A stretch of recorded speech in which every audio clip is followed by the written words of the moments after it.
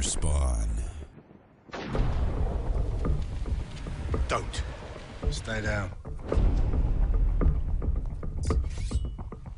I wonder what you're really afraid of.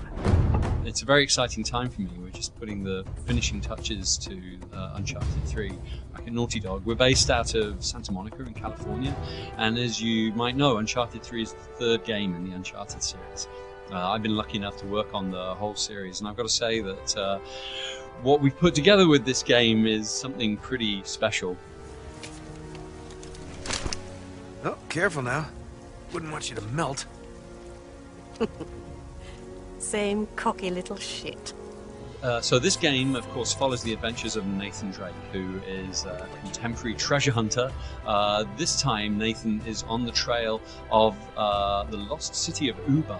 This was a city from ancient history, was located somewhere in the southern part of the Arabian Peninsula. It was a city of fabulous wealth, loaded with treasures, jewels dripping from the trees. But at some point, it vanished into the desert. And in every Uncharted game, we found the story of the game on a real-life historical mystery, and indeed a real-life explorer. This time we're focusing on the story of T.E. Lawrence, who is better known as Lawrence of Arabia, who had a lifelong fascination with the city of Uba, which he dubbed the Atlantis of the Sands. And so Nathan Drake, accompanied by his best friend and mentor Victor Sullivan, sets out on the trail of the lost city, which leads them through Europe to a Crusader castle in the Middle East, and finally plunges them into the heart of the Rub al-Khali desert. The Atlantis of the Sands. Small problem. The Rub al-Khali desert, 600 miles across.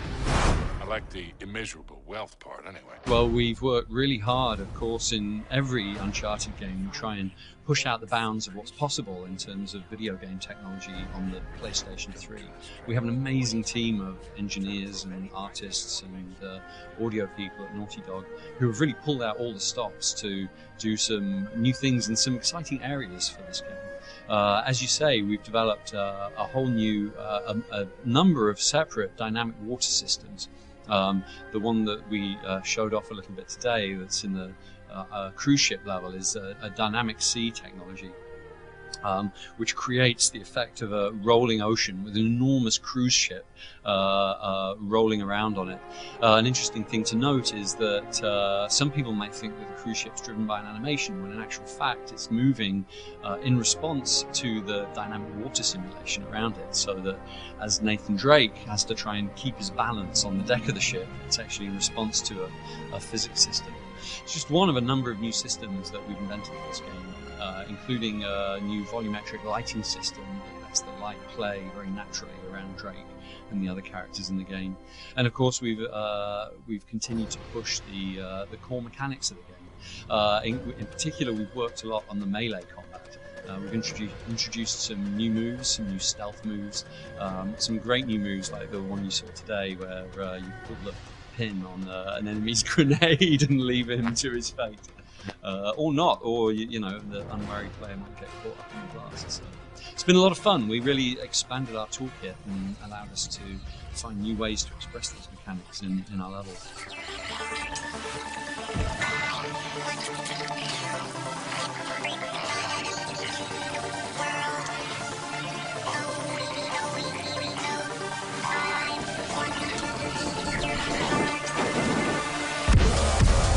So one of the things that we're most excited about in Uncharted 3 is our multiplayer game. Of course, the multiplayer in Uncharted 2 is the first multiplayer game we've made in about 5 years, and we had so much fun making it that we really started developing the multiplayer for Uncharted 3 even before Uncharted 2 was in the shops. We had fun building new levels, of course, developing many new styles of gameplay. We've invented a ton of different game modes, including a much bigger focus on co-op adventure.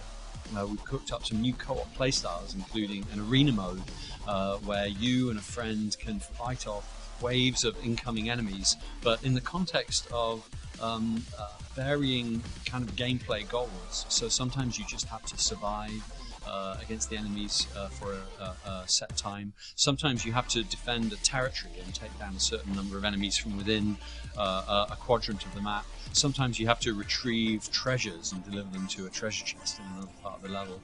We even have a mode where you and a friend are fighting against enemies, but you're also fighting against 2 other human players who are kind of helping the enemies to attack you. That mode's a lot of fun. So yeah, I think people are really going to go nuts for our multiplayer game. We've got lots of unlocks, lots of leveling up, lots of stuff to keep people coming back for more. Well, that's all real pretty, but what the hell's it mean in English? It means be careful what you wish for. We got really good feedback from the online multiplayer beta that we did earlier this year. The beta was a great success for us. It was the biggest beta on the PlayStation 3, I believe. Yeah, we listen very carefully to the fans of our games and incorporate their feedback into our game development process. So we learned a lot, and yeah, I think that's really going to show. It's really going to shine through in the finished game.